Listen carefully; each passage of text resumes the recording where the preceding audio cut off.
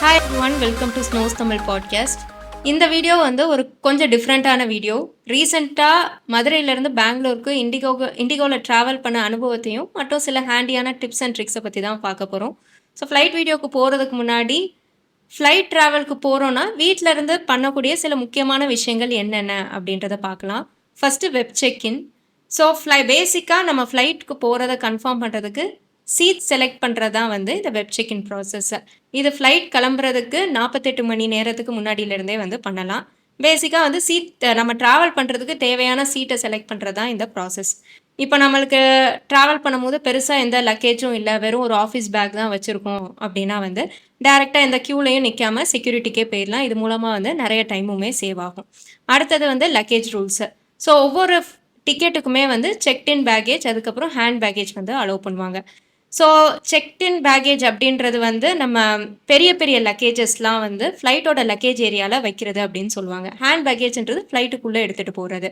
So அந்த டிக்கெட்லேயே போட்டிருக்கோம் என்ன வெயிட் லிமிட், எவ்வளோ பேக் லிமிட் அப்படின்றத போட்டிருக்கோம். அதுக்கு ஏற்ற மாதிரி தான் வந்து கொண்டு போகணும். சப்போஸ் அதுக்கு அதிகமாக கொண்டு போகணுன்னா எக்ஸ்ட்ரா பே பண்ணுற மாதிரி இருக்கும். அதே மாதிரி வந்து இந்த பேக்குக்கும், அதாவது ஹேண்ட் பேக்கேஜாக எடுத்துகிட்டு போகிறதுக்கு மேக்ஸிமம் வந்து 7 கிலோஸ் தான் அலோவ் பண்ணுவாங்க. அதுக்கு மேலே எடுத்துகிட்டு போனோன்னா அதை செக்இன் பேக்கேஜில் வந்து போட சொல்லிடுவாங்க.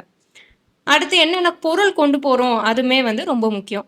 ஆசிட்ஸ், பாம், கெமிக்கல்ஸ், அப்புறம் டக்குன்னு பற்றிக்கிற லிக்விட்ஸ், இது எதுவுமே வந்து செக்இன் பேக்லேயோ இல்லாட்டியும் ஹேண்ட் லக்கேஜ் ரெண்டுலேயுமே அலோடு கிடையாது. தண்ணி பாட்டில் வேணால் வந்து ஹேண்ட் பேக்கில் வந்து வச்சுக்கலாம், ஹேண்ட் பேக்கேஜில் வச்சுக்கலாம். பட் அதுவுமே வந்து 100 ml தாண்டி இருக்கக்கூடாது. அப்படி இருந்துச்சுன்னா அதை வெளியே எடுத்து வச்சுருவாங்க. அப்புறம் மெடிசின்ஸ், லிக்விட் மெடிசின்ஸ், இது எல்லாமே வந்து அலோவ் பண்ணுவாங்க. பட் ப்ரிஸ்கிரிப்ஷனோடு எடுத்துகிட்டு போகிறது நல்லது. ஏன்னா செக்யூரிட்டி செக் பண்ணும்போது சப்போஸ் சஸ்பிஷன் ஆனாங்கன்னா கேட்பாங்க. அந்த இடத்துல வந்து ஒழுங்காக பதில் சொல்லனா திருப்பி வந்து வெளியே எடுத்து வச்சுருவாங்க.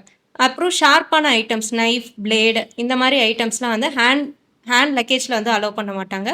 செக்இன் பேக்கேஜில் வந்து அலோவ் பண்ணுவாங்க. அப்புறம் ஃபுட்டை பொறுத்தவரை ட்ரை ஃபுட்ஸ் வந்து அலோவ் பண்ணுவாங்க. இந்த குழம்பு மாதிரி இந்த லிக்விட் ஃபுட்ஸ் எதுவுமே வந்து அலோடு கிடையாது. ஸோ இதுதான் வந்து இண்டிகோவை பொறுத்தவரை மொத்த லிஸ்ட். அப்புறம் முக்கியமாக ஐடென்டி கார்டை முன்னாடியே எடுத்து வச்சுக்கோங்க. ஸோ நம்ம ஏர்போர்ட்க்கு உள்ளே நுழையிறதுக்கு முன்னாடி சிஐஎஸ்எஃப் கார்ட்ஸ் வந்து நம்ம ஐடென்டி கார்டையும் டிக்கெட்டையும் வந்து கம்பேர் பண்ணி வெரிஃபை பண்ணுவாங்க.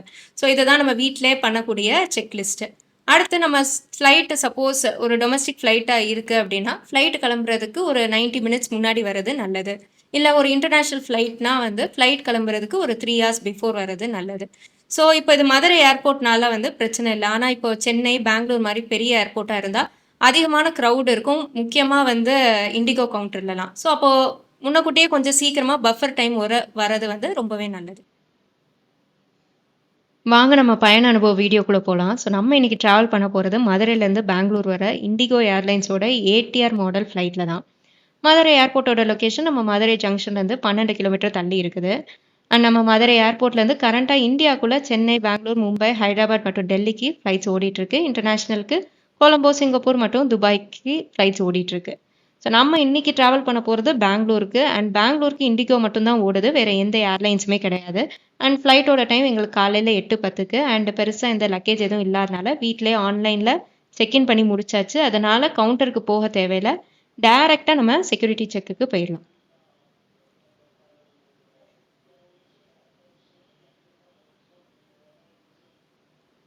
அந்த செக்யூரிட்டி செக் போகிறப்ப முக்கியமாக உங்கள் பேக் மட்டும், சட்டையில் ஏதாவது எலக்ட்ரானிக் ஐட்டம்ஸ், மெட்டல் பொருட்கள்லாம் இருந்துச்சுன்னா வெளியே தனியாக பாக்ஸில் போட்டுருங்க.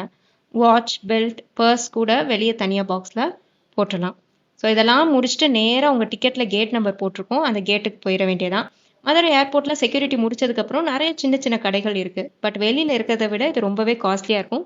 ஸோ ஒர்ஸ்ட் கேஸில் ரொம்ப தேவைன்னா இங்கே வாங்கிக்கலாம். பட் மற்றபடி நீங்கள் எதுனாலுமே ஏர்போர்ட்டுக்கு வெளியில் வாங்கிக்கிறது பெட்டர். ஸோ இங்கே சீட்ஸ்லாம் வந்து நம்ம கேட்டுக்கு முன்னாடி இப்படி அவைலபிளாக இருக்கும். அங்கே நம்ம ஃப்ளைட் வர வெயிட் பண்ணிக்கலாம்.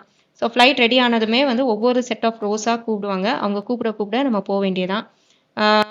அதாவது அவங்க கூப்பிடுற சீட் நம்பர்ஸ்லாமே வந்து போகணும். அண்ட் போகிறப்ப நம்ம டிக்கெட்டை காட்டணும், அவங்க வந்து ஸ்கேன் பண்ணிப்பாங்க.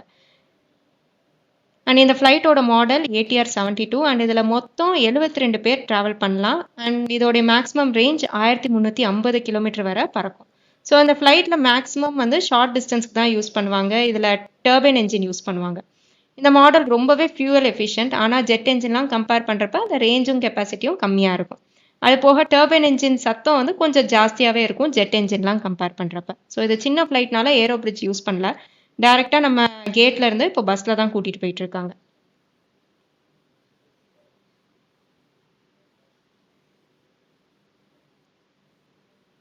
நம்ம ஃப்ளைட்டுக்குள்ளே இப்போ வந்தாச்சு.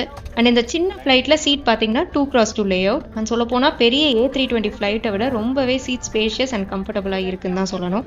அண்ட் நம்ம ஹேண்ட் லக்கேஜை மேலே இருக்கிற கம்பார்ட்மெண்ட்டில் போட்டுக்கலாம். நான் அதுக்கப்புறம் நம்ம சீட் பெல்ட்டை போட்டுட்டு செட்டில் ஆகிட வேண்டியதான். ஸோ ஃப்ளைட் கரெக்டான டைமுக்கு ஸ்டார்ட் பண்ணியாச்சு. அண்ட் இப்போ ஏர் ஹாஸ்டர்ஸ் அங்கே இன்ஸ்ட்ரக்ஷன்ஸ் கொடுத்துட்ருக்காங்க. ஸோ ஃப்ளைட்டில் ஏதாவது ஒரு கோளாறு ஏற்பட்டுருச்சு அப்படின்னா எப்படி நம்ம நடந்துக்கணும் அப்படின்றத சொல்லி கொடுப்பாங்க. இது ஒரு ஸ்டாண்டர்ட் ப்ரொசீஜர் தான் எல்லா ஃப்ளைட்லேயும் நடக்கிறது. அதுக்கப்புறம் உங்கள் ஃபோனை ஏரோப்ளேன் மோட்டில் போட சொல்லுவாங்க. ஏன்னா பறக்கும்போது நம்ம ஃபோன் ஆனில் இருந்துச்சுன்னா பைலட்டுக்கு சிக்னல் கரைச்சல் ஏற்படும் அப்படின்ற காரணத்தினால. ஸோ டேக் ஆஃப் ஆகும்போது கரெக்டாக டைம் பார்த்தீங்கன்னா 8:10 அண்ட் டோட்டலாக 70 மினிட்ஸ் ஃப்ளையிங் ஹார்ஸ் இருக்கும் அப்படின்னு சொல்லிட்டு எதிர்பார்க்கப்படுது. அண்ட் டேக் ஆஃப் ஆனதுக்கப்புறம் மேலே இருக்கிற பெல்ட் சிம்பிள் வந்து க்ரீன் கலரில் இருந்துச்சுன்னா பெல்ட்டை ரிமூவ் பண்ணிக்கலாம். இல்லை அது ரெட் கலரில் இருந்துச்சு அப்படின்னா வந்து பெல்ட் கண்டிப்பாக போட்டிருக்கணும்.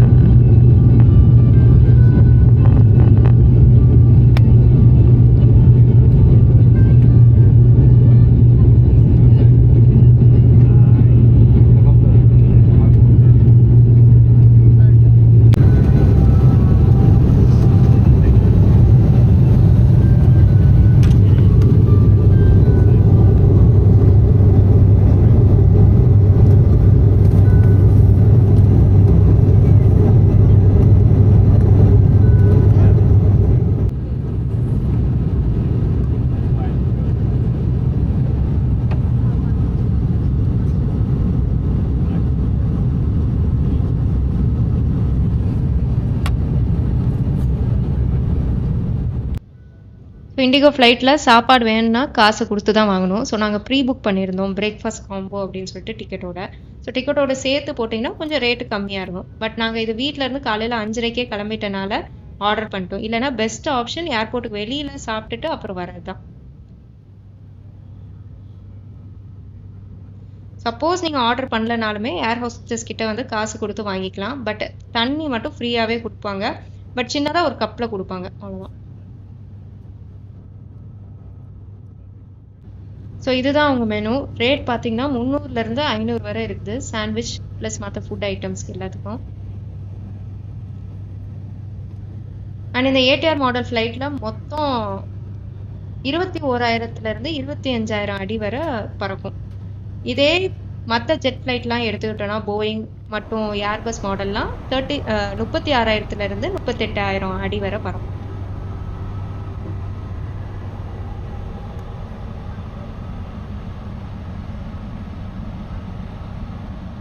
ஸோ இதுதான் ஏர் சிக்னஸ் பேக்னு சொல்லுவாங்க. சப்போஸ் நம்மளுக்கு வாமிட்டிங் சென்சேஷன்லாம் இருந்துச்சு அப்படின்னா இந்த பேக் வந்து யூஸ் பண்ணிக்கலாம்.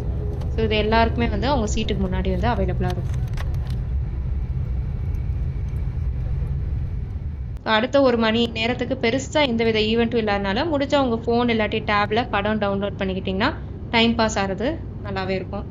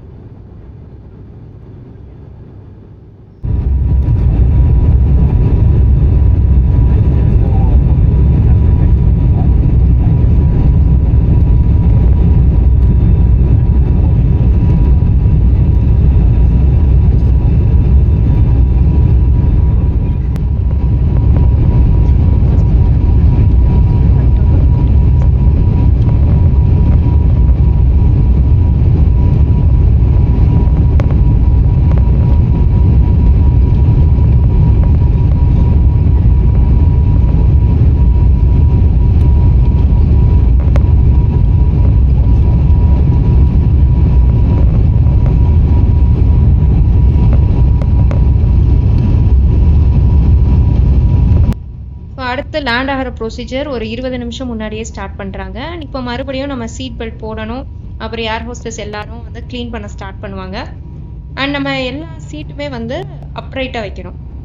முக்கியமாக இந்த ட்ரே டேபிள் எல்லாத்தையும் மூடி வச்சிருக்கணும். நம்ம விண்டோ ஷேடை வந்து திறந்து வைக்கணும். இது எல்லாமே லேண்டிங் உண்டான சேஃப்டி ப்ரொசீஜர்ஸு.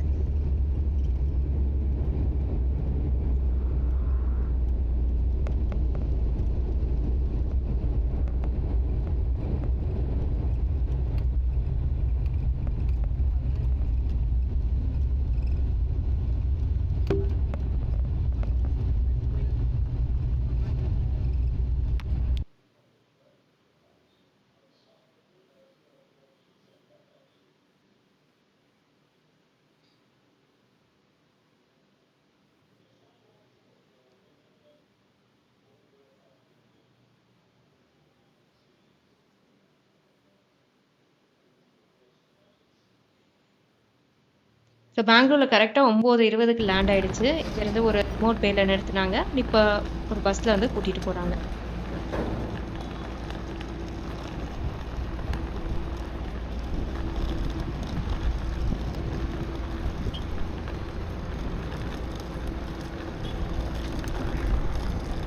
ஸோ இங்கே அரைவல் போனதுக்கப்புறம் அங்கே டிஸ்பிளேல எந்த பெல்ட்டில் லக்கேஜ் இருக்கும் அப்படின்றத போட்டிருப்பாங்க. சப்போஸ் செக்இன் லக்கேஜ் போட்டிருந்தீங்கன்னா அங்கே போய் எடுத்துக்கலாம்.